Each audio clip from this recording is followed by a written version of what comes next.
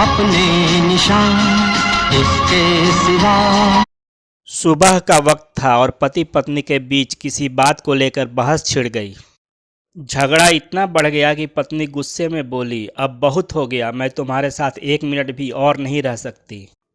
पति भी गुस्से में बोला, मैं भी तुम्हारी शक्ल देखकर तंग आ चुका हूँ। दफ्तर से घर लौटूं तो तुम मुझे नज़र मत आना। उठाओ अपना सामान और चली जाओ यहाँ से। पति गुस्से में दफ्तर चला गया और पत्नी ने अपनी माँ को फ़ोन कर दिया। रोते हुए उसने कहा, माँ, अब मुझसे और बर्दाश्त नहीं होता। मैं सब कुछ छोड़कर बच्चों के साथ मायके आ रही हूँ। यहाँ अब मैं नहीं रह सकती। माँ ने गहरी सांस ली और कहा, देख बेटी, ईश्वर की बनाई हुई गृहस्थी में कोई भी समस्या हमेशा के लिए नहीं होती।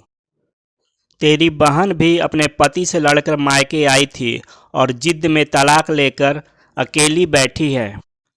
अब तूने भी वही काम शुरू कर दिया है। खबरदार जो मायके का रुख किया। वह तेरा घर है और उसे तुझे ही संभालना है। सुलह कर ले अपने पति से, वह इतना बुरा भी नहीं है। माँ की सख्त बातों ने पत्नी को सोचने पर मजबूर कर दिया। उसने फूट फूट कर रोना शुरू कर दिया। जब उसका दिल हल्का हुआ तो उसने सुबह के झगड़े के बारे में सोचा। उसे अपनी भी गलतियाँ नज़र आने लगीं। मुंह धोकर वह फ्रेश हुई और पति की पसंदीदा डिश बनाने में जुट गई। साथ में स्पेशल खीर भी बना ली। उसने सोचा, शाम को पति से माफ़ी मांग लूँगी, आखिर अपना घर अपना ही होता है। शाम को जब पति घर आया तो पत्नी ने उसका मुस्कुराकर स्वागत किया, जैसे सुबह कुछ हुआ ही नहीं हो। पति को भी यह देखकर हैरानी हुई, लेकिन वह खुश था। खाने के दौरान जब पति खीर खा रहा था तो उसने कहा, सॉरी, कभी कभी मुझसे भी गलती हो जाती है। इंसान हूँ, गुस्सा आ ही जाता है, तुम दिल पर मत लिया करो।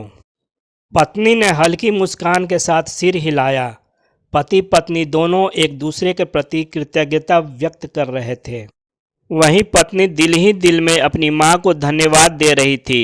माँ की सख्ती ने उसे जज्बाती फैसला लेने से रोक दिया था, जो शायद उसके घर को तबाह कर देता। में हम हो न हो, गर्दिश में तारे रहेंगे सदा। कल खेल में हम हो न हो, गर्दिश में तारे रहेंगे सदा। भूलोगे तुम, भूलेंगे वो, पर हम तुम्हारे रहेंगे सदा।